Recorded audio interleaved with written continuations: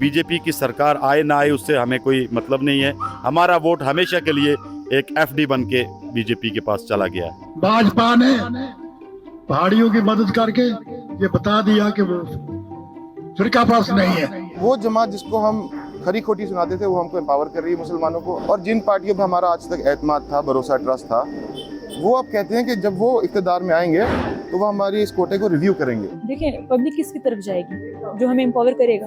BJP ने हमें empower किया, दैट्स व्हाई आज हम उनके साथ हैं। अच्छा ही किया है। कुछ लोग कहते हैं ये अच्छा नहीं है, कुछ कहते हैं, लेकिन हम तो नहीं कहते।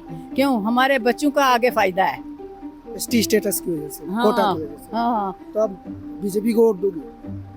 देखेंगे, वक्त पे देखेंगे।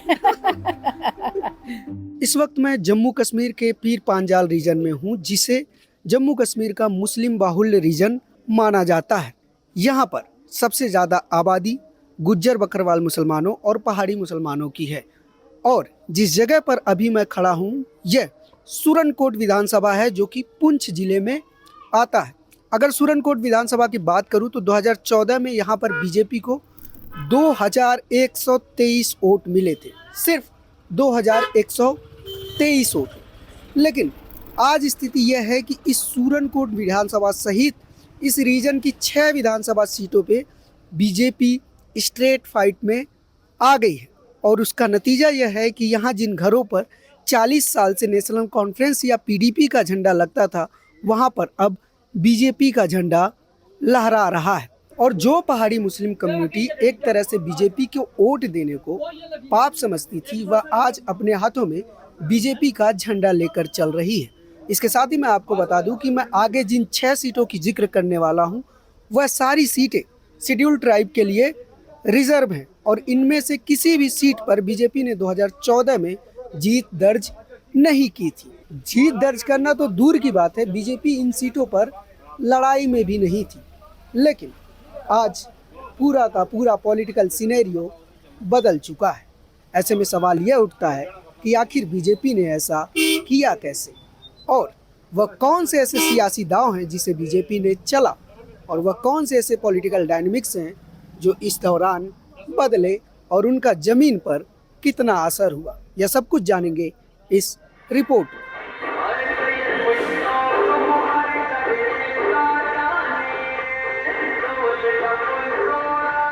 झंडा इसलिए लेके घूम रहे हैं कि हमने हमारा काम किया, एसटी स्टेटस दिया है, इसलिए हम घूम रहे हैं। हमारी अपनी पार्टी है। अब पार्टी अपनी हो गई? हाँ बिल्कुल अपनी पार्टी है। पहाड़ी कौम का वोट बीजेपी की सरकार आए ना आए उससे हमें कोई मतलब नहीं है। हमारा वोट हमेशा के लिए एक एफडी बन के बीजेपी के पास चला गया है। पहाड़ी कौम का हमने एफडी बना दी है। पहले नहीं देते थे, इस बार हमने एफडी बना के आज के बाद हमारी नस्लें भी बीजेपी को वोट करेंगी। पीर पांजाल रीजन में 2 जिले आते हैं, राजौरी और पुंछ। इन दोनों जिलों में जो आबादी है वह मुख्यतः 2 समुदायों में बटी हुई है। एक गुज्जर बकरवाल मुस्लिम, जिनकी आबादी करीब 35% है दोनों जिलों में। वहीं दूसरी तरफ है पहाड़ी समुदाय में हिंदू भी आते हैं और मुस्लिम भी आते हैं, लेकिन मेजॉरिटी मुस्लिम समुदाय की है। पहाड़ियों में अगर मैं पुंछ की बात करूं तो यहाँ पर करीब 90% आबादी पहाड़ी मुस्लिम्स की है, और बाकी के 10% में सिख और हिंदू पहाड़ी है। वहीं राजौरी में पहाड़ी मुस्लिम की आबादी करीब 65% है, और बाकी के 35% हिंदू और सिख हैं। वहीं दोनों समुदायों में एक और चीज़ डिफरेंट थी, वह गुज्जर बकरवाल मुस्लिम समुदाय को 90 के दशक में शेड्यूल ट्राइब का स्टेटस दे दिया गया था, जबकि पहाड़ी भी इसकी लगातार मांग कर रहे थे और आंदोलन कर रहे थे, लेकिन उन्हें नहीं मिला। और करीब 4 दशक तक यह आंदोलन चला, जिसको लीड कर रहे थे यहाँ के नेशनल कॉन्फ्रेंस के और फारूक अब्दुल्ला के करीबी रहे मुश्ताक बुखारी। जम्मू कश्मीर से धारा 370 हटाने के बाद बीजेपी गवर्नमेंट ने यहाँ पर 2 बड़े राजनीतिक बदलाव किए। पहला, 2022 में यहाँ की विधानसभाओं का डिलिमिटेशन किया गया, जिसके तहत जम्मू कश्मीर विधानसभा के इतिहास में पहली बार यहाँ पर 9 सीटें शेड्यूल ट्राइब के लिए रिजर्व की गई। 3 सीटें कश्मीर रीजन में और 6 सीटें जम्मू रीजन में। और जो 6 सीटें जम्मू रीजन में रिजर्व की गई, वो सारी सीटें इस पीर पांजाल रीजन में आती हैं। दूसरा बड़ा बदलाव हुआ इसी साल फरवरी 2024 में केंद्र सरकार ने पहाड़ी कम्युनिटी को शेड्यूल ट्राइब का दर्जा दे दिया। इस दर्जे के बाद मुश्ताक बुखारी, जिन्होंने 2 साल पहले नेशनल कॉन्फ्रेंस छोड़ दिया था, वह सूरनकोट विधानसभा से बीजेपी के टिकट पर चुनाव लड़ रहे हैं और पहाड़ी कम्युनिटी से कह रहे हैं कि हमारी 40 साल की लड़ाई को भाजपा ने पूरा किया है, इसलिए हमारा फर्ज बनता है कि हम भाजपा के इस एहसान का बदला वोट देकर चुकाएं।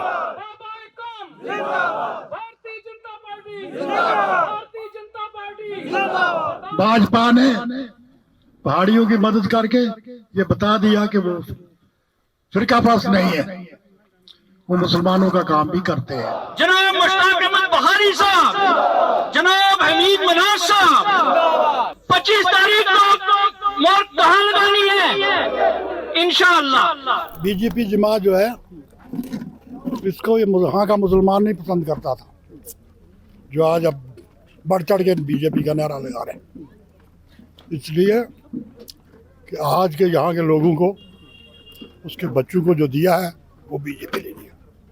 बीजेपी के हम शुक्रगुजार हैं, उन्होंने हमारे बच्चों को दिया है।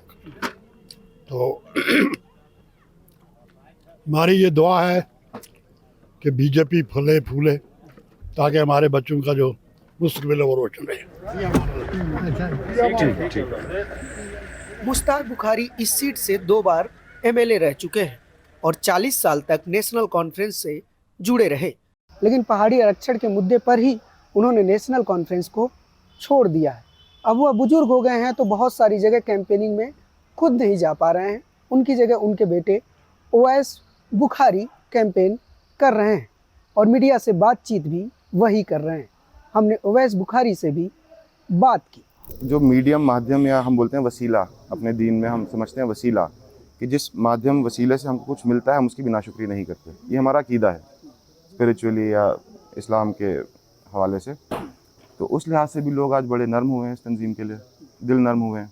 मैं आपको बताऊं कि आप 1947 से आज तक तारीख उठा के देखें, मुझे लगता है उंगलियों पे आप गिन सकते हो हमारे यहाँ पे कितने डॉक्टर्स इंजीनियर्स होंगे बड़े बड़े। 50 से ज़्यादा डॉक्टर्स नहीं होंगे 47 से लेकर 2023 तक।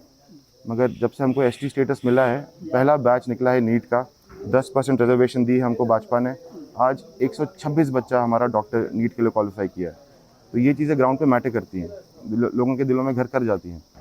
तो ये तो भाजपा का अपना कमाल है जो आज लोग उनकी तरफ मुड़े हैं, हम भी मजबूर हो गए हैं। वो जमात जिसको हम खरी खोटी सुनाते थे वो हमको एम्पावर कर रही है, मुसलमानों को 80, 85, 90% मुसलमानों को।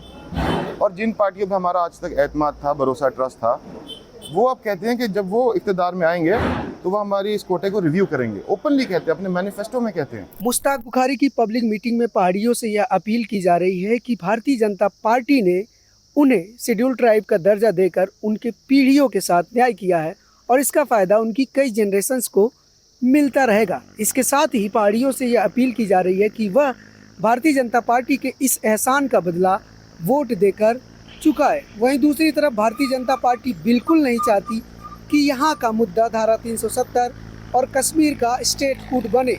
जैसे कि मेरे पीछे लगे आप इस पोस्टर को देखिए, यह पोस्टर सिर्फ यहाँ देखने को मिला। जब हम डोडा में थे तो हमने देखा था कि वहाँ पर बीजेपी के जो बड़े बड़े पोस्टर और होर्डिंग लगे थे उनमें 2014 के पहले और बाद की तुलना थी, लेकिन यहाँ पर उस तरह के पोस्टर्स नहीं हैं, बल्कि विकास की बात करते हुए पोस्टर्स हैं, क्योंकि बीजेपी नहीं चाहती कि इन इशू पर यहाँ पर बात हो और पहाड़ी मुस्लिम धारा 370 या अन्य मुद्दों पर वोट दे, बल्कि वह ट्राइबल स्टेटस पर ही वोट दे।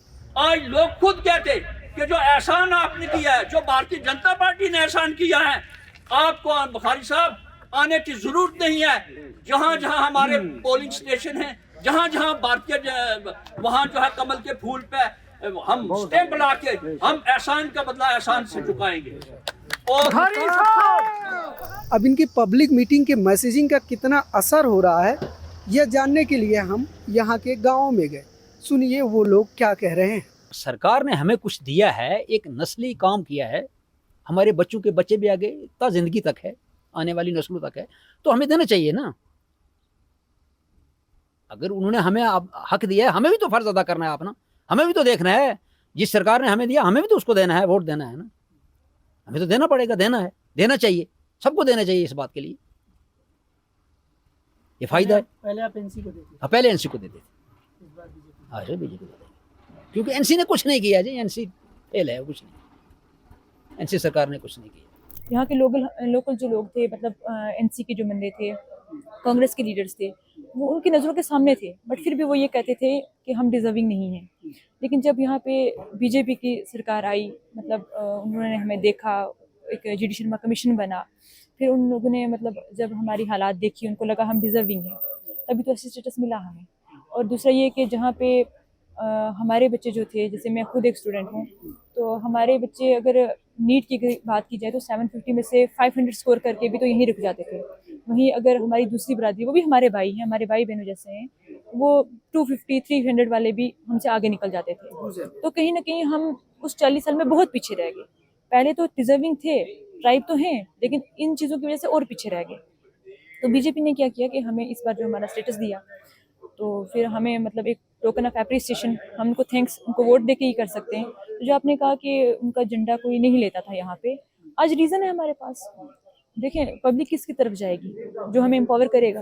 बीजेपी ने हमें एम्पावर किया, डेट्स वाई आज हम उनके साथ हैं। अच्छा, ये कह रहे हैं कि बीजेपी को वोट दे रहे हैं पहाड़ी, क्या आपको लगता है आप देना, आप पहाड़ी हो या गुजर हो? पहाड़ी हूँ। आप भी दोगी बीजेपी को? क्यों नहीं दूंगी? दूंगी, पर जिसको भी वोट होगा तो दे दूंगी। नहीं, ये लोग कह रहे हैं कि जो एसटी स्टेटस आया है उसकी वजह से पहाड़ियों को बहुत फायदा हुआ है, नस्लों का फायदा है। आपको ऐसा लगता है क्या? अभी क्या फायदा हुआ है? आगे हमारे बच्चों को फायदा होगा, हमारे बच्चों को फायदा होगा। पहाड़ी दी है मोदी ने तो अच्छा काम किया है। दूसरा ये है कि उसने यहाँ लोगों को पेंशनें दी हैं, बूढ़ों को सब कुछ किया है, अच्छा ही किया है। कुछ लोग कहते हैं ये अच्छा नहीं है, कुछ कहते हैं, लेकिन हम तो नहीं कहते। क्यों? हमारे बच्चों का आगे फायदा है। एसटी स्टेटस की वजह से, हाँ, कोटा की वजह से। हाँ, तो आप बीजेपी को वोट दोगी? देखेंगे, वक्त पे देखेंगे। मुश्ताक बुखारी खुद पहाड़ी कम्युनिटी से आते हैं, जिनकी आबादी जैसा कि मैंने पहले बताया यहाँ पर 65% है। वहीं उनके अगेंस्ट यहाँ पर 2 कैंडिडेट हैं, अकरम चौधरी और शाहनवाज चौधरी। शाहनवाज चौधरी यहाँ पर एनसी कांग्रेस अलायंस के कैंडिडेट हैं और गुर्जर कम्युनिटी से आते हैं।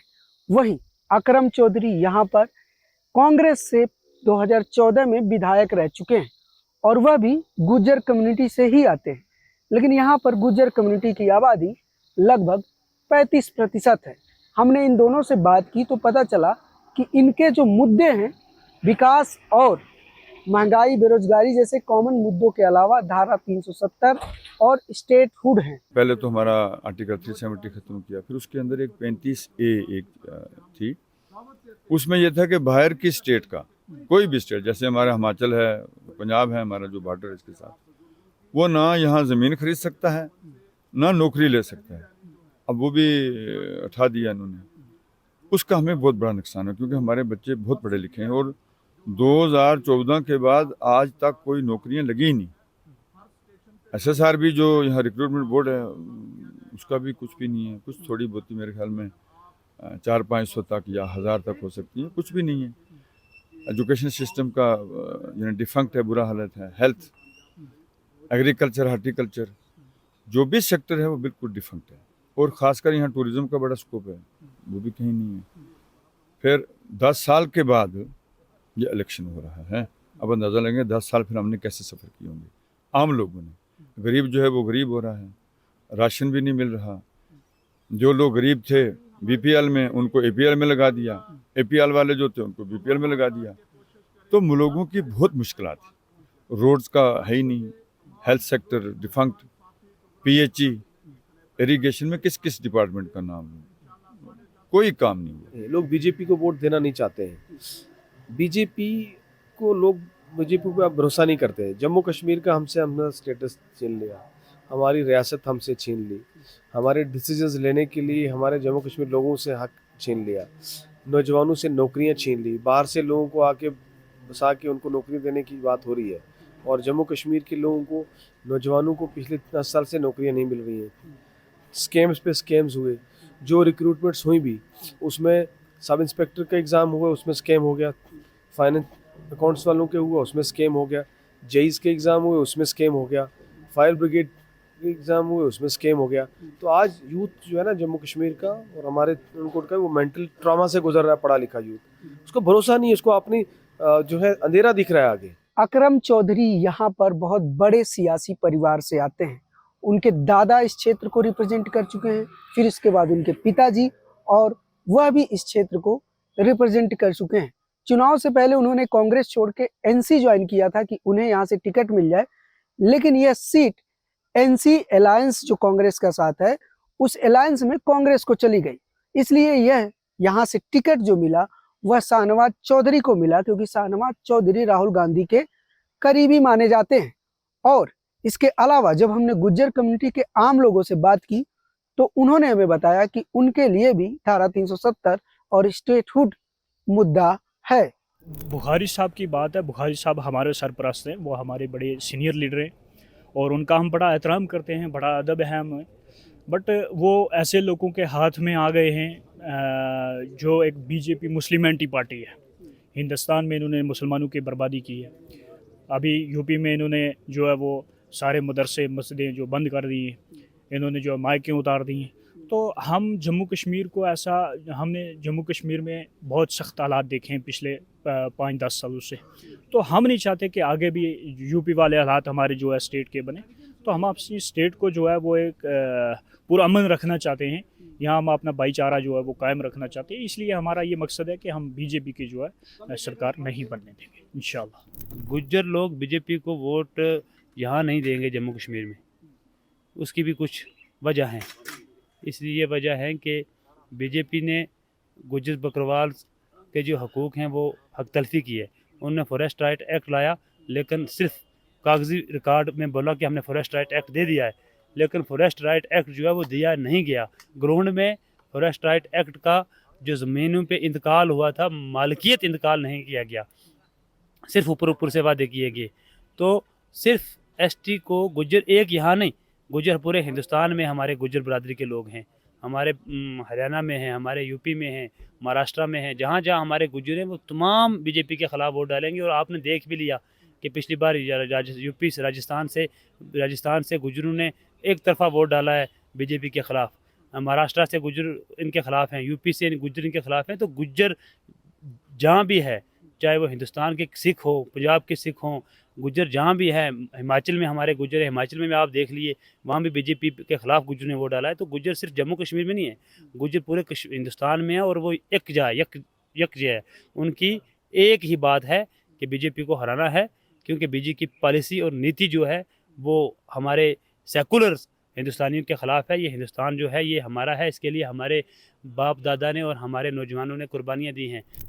पीर पांजाल रीजन में कुल 6 सीटें शेड्यूल ट्राइब के लिए आरक्षित है।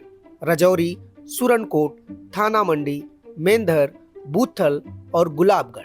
इन सीटों पर टिकट बंटवारे की बात करें तो यहाँ पर भारतीय जनता पार्टी ने 4 सीटों पर पहाड़ी कैंडिडेट और 2 सीटों पर गुर्जर कैंडिडेट उतारे हैं, जबकि कांग्रेस एनसी अलायंस ने 2 सीटों पर पहाड़ी और 4 सीटों पर गुर्जर कैंडिडेट उतारे हैं। ऐसा नहीं है कि पीर पंजाल रीजन की मुस्लिम कम्युनिटी पहली बार गुर्जर और पहाड़ी के नाम पर वोट कर रही है। यह पैटर्न पुराना है, लेकिन यहाँ से जो कैंडिडेट जीतते थे वो या तो नेशनल कॉन्फ्रेंस के होते थे या पीडीपी के या फिर कांग्रेस के। बीजेपी को बहुत ही कम वोट मिलता था, लेकिन इस बार इस बड़े सियासी दाव के बाद बीजेपी ने पहाड़ियों के दिल में थोड़ी बहुत जगह तो बना ली है। अब इसका असर क्या होगा और यह चुनावी रिजल्ट में कितना रिफ्लेक्ट करेगा, यह देखने वाली बात होगी। फिलहाल यहाँ पर सेकेंड फेज में वोटिंग है, लेकिन इसके साथ ही मेरा आप सबसे एक रिक्वेस्ट है कि अगर आप न्यूज़ लॉन्ड्री का ग्राउंड रिपोर्ट पसंद करते हैं तो आप न्यूज़ लॉन्ड्री को सब्सक्राइब जरूर करें, क्योंकि न्यूज़ लॉन्ड्री किसी सरकार या कॉरपोरेट के विज्ञापन से नहीं चलता, वह सिर्फ और सिर्फ आपके सहयोग से चलता है। इसलिए न्यूज़ लॉन्ड्री को सब्सक्राइब करें और गर्व से कहें, मेरे खर्च पर आजाद है खबरें। न्यूज़ लॉन्ड्री के लिए अनमोल प्रीतम, Poonch, Jammu. This election season, your right to choose puts you at the heart of it again. We'd like to be your eyes and ears. Choose the journalism and media that serves democracy and you. Simply head on to newslaundry.com/subscription and pick up the TNMNL joint subscription of your choice today.